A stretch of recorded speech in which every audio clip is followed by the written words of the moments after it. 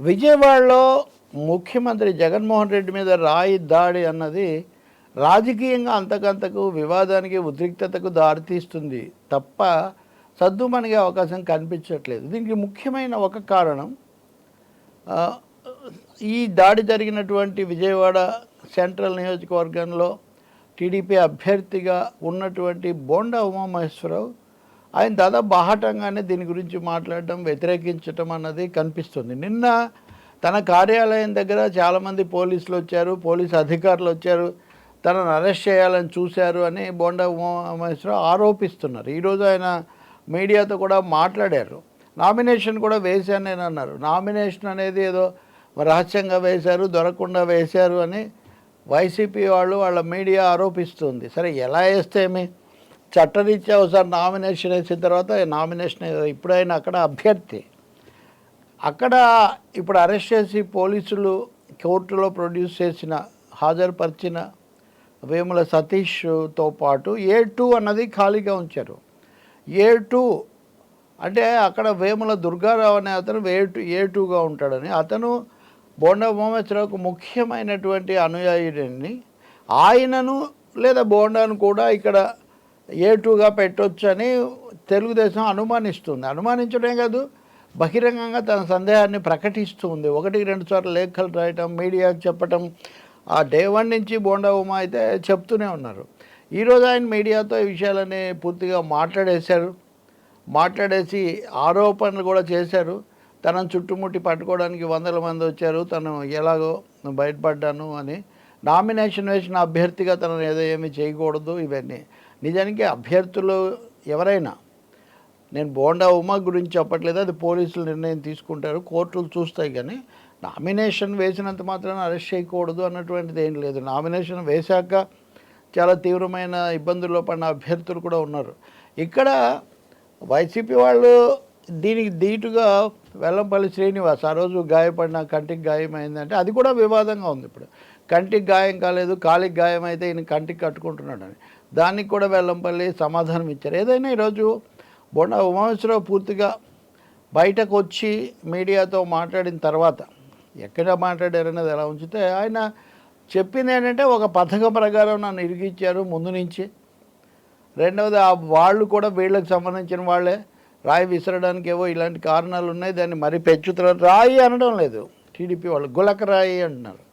కత్తి అనకుండా ఇంతకుముందు కోడి కత్తి అన్నట్టే ఇప్పుడు రాయి అన్నదాన్ని గులకరాయి చేశారు. గులకరాయి అయినా కంకరాయి అయినా ఏదైనా రాయే కదా, కత్తి అయినా అంతే. కాకపోతే అది కూడా పరిభాష, భాషలో ఒక పదాన్ని తీసుకొని రావడం ద్వారా దాని తీవ్రత తగ్గించే ప్రయత్నం కావచ్చు. ఏదైనా ఇక్కడ బోండా ఉమా ఈరోజు మాట్లాడినప్పుడు పోలీసు అధికారుల మీద తీవ్రమైన సందేహం వెలిబుచ్చారు. వీళ్ళందరూ ఇప్పటికి కూడా వైసీపీ చెప్పినట్టే వింటున్నారని. నిజానికి ఎన్నికల సమయంలో పూర్తిగా ఎన్నికల సంఘం అధీనంలో ఉంటారు, కీలకమైన ఆదేశాలన్నీ వాళ్ళు ఇస్తారు.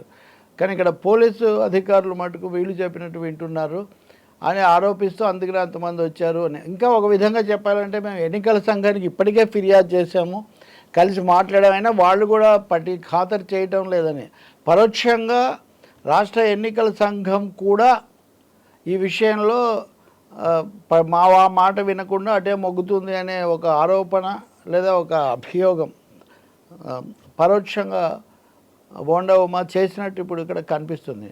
ఇంకా మూడవదేమో దీని మీద చాలా తీవ్ర నిరసన వస్తుంది, ఏదైనా ఎదుర్కొంటాను, నేను వెనక్కు తగ్గను, ఇదని ఆయన అన్నారు. అలాగే ఆ పార్టీ పోలిట్ బ్యూరో సభ్యుడు వర్ల రామయ్య కూడా ఒక లేఖ రాశారు. ఇదంతా కూడా చాలా క్రమ పద్ధతిలో జరుగుతుంది, దీన్ని ఆపాలి అని. మొదట్లోనే చంద్రబాబు నాయుడు ఆ పార్టీ అధినేత ఆయన ఒక ప్రకటన చేశాడు, బోండా ఉమాకు ఏదైనా అయితే సహించమని. కానీ నిన్న కోర్టులో కూడా హాజరుపరిచి మొన్న 14 రోజుల రిమాండ్ విధించటం ఇట్లాంటివన్నీ కూడా జరిగిన తర్వాత A2 అన్నటువంటి అంశం మీద ఎక్కువగా ఇప్పుడు ఫోకస్ ఉంది, ఎవరు A2 అవుతారని. ఈ దుర్గారావు పోలీసుల అదుపులో ఉన్న వాళ్ళు బయటపెట్టట్లేదు అని ఈరోజు కమిషనర్ కార్యాలయం దగ్గర టీడీపీ వాళ్ళు చాలా పెద్ద అక్కడ ఉద్రిక్త పరిస్థితులు వచ్చాయని ఈరోజు మీడియాలో చెప్తూ వార్తలు ఇస్తున్నారు, అంటే అనుకూలమైన మీడియాలో. నిజానికి ఈరోజు పొద్దునుంచి బోండా ఉమా అరెస్ట్ అని హెడ్డింగ్స్ వచ్చాయి. ఆ హెడ్డింగ్స్ అవన్నీ కొంచెం అటు ఇటు అయిన తర్వాత ఇంత లోపల ఆయన మీడియాతో మాట్లాడారు. అంటే ఒక నాటకీయమైన పద్ధతిలో ఒక వ్యూహాత్మకంగా ఇదంతా జరుగుతున్నట్టు కనిపిస్తుంది. మొత్తం మీద ఉద్రిక్తత పెరుగుతుంది. ఇదే సమయంలో వెల్లంపల్లి శ్రీనివాస్ కూడా తీవ్ర స్థాయిలోనే నా కంటికి దెబ్బ తగిలి నేను కట్టుకుంటే మీరు కాలికి తగిలింది అంటాం ఏంటి, ఇంకోటి రాయితో విసిరి ముఖ్యమంత్రికి ఇది చేస్తే దాన్ని ఏమంటారు, ఆ రాయి ఎక్కడ తగులుతుందో ఎవరికి తెలుసు, ఇదంతా ఏదో పథకం ప్రకారం జరిగిందన్నారు, ఇప్పుడేమో కాదు అంటున్నారు. కానీ వెల్లంపల్లి తీసుకున్న లాజిక్ ఏమంటే మొత్తానికి మీరు ఒప్పుకుంటున్నారు కదా, రాయి విసిరాడు మావాడే అని మీరు ఒప్పుకుంటున్నారు. ఆ రాయి విసరడానికి వేరే కారణాలు ఉన్నాయి అని మీరు చెప్తున్నారు. కానీ రాయి విసరడం అయితే నిజము, అలాగే సంబంధాలు ఉన్నటువంటి వాడు మాకు సంబంధించిన వాడు అనేది కూడా నిజం. ఇవి మీరు ఒప్పుకుంటున్నారు కాబట్టి ఇంకా వీటి మీద ఇంకా సమర్థించుకోవడానికి మీకు ఏముంది అనేది ఆయన ప్రశ్నగా ఉంది. మీరు కావాలని ఉద్రిక్తతలు పెంచడానికి ప్రయత్నిస్తున్నారు, ఎట్లయినా కానీ ఓడిపోతారని. కేసినేని నాని ఎంపీగా పోటీ చేస్తున్న కేసినేని నాని, ఈయన కూడా తెలుగుదేశంలో ఉన్నారు. ముందు నుంచి కూడా తెలుగుదేశంలో ఉన్నప్పుడు కూడా కేసినేని నానికి బోండా ఉమకు రెండు భిన్న వర్గాలు వాళ్ళు. నాని నిన్ననే చెప్పేశారు.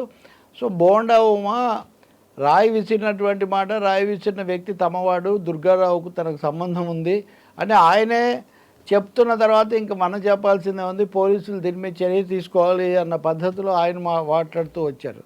ఇక్కడ వెల్లంపల్లి శ్రీనివాస్ ఏమో ఆయన స్వయంగా రోజు గాయపడిన వ్యక్తి కాబట్టి తన మీద కూడా బోండా కామెంట్స్ చేశాడు కాబట్టి ఆయన రంగంలోకి వచ్చి మీరు మాట్లాడేది ఏమాత్రం అర్థం లేకుండా ఉంది, బాధ్యత లేకుండా ఉంది, వీటన్నిటికీ మీరు తగిన మూల్యం చెల్లిస్తారు, ఒక విధంగా మీరు నిస్పృహతో ఇవన్నీ మాట్లాడుతున్నారు, ఈ పద్ధతిలో తీవ్రమైన ఎదురుదాడి చేశారు. అంటే ఇప్పటివరకు మీడియాలో కథనాలకు వార్తలకు పరిమితమై ఉన్న ఈ అంశం ఇప్పుడు ముఖాముఖి ఒకరి మీద ఒకరు దాడి చేసుకునే మాటలు దాడికి దారి తీస్తున్న పరిస్థితి కనిపిస్తుంది.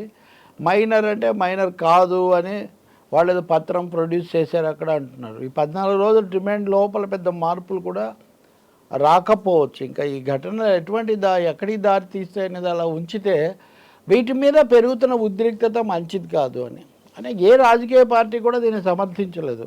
ఈరోజు ఉండవల్లి అరుణ్ కుమార్ కూడా ఎక్కడో మాట్లాడినప్పుడు ఆయన కూడా చెప్పారు, ఆ దాడి అట్లా జరగడం దారుణం, అది సరికాదు అని.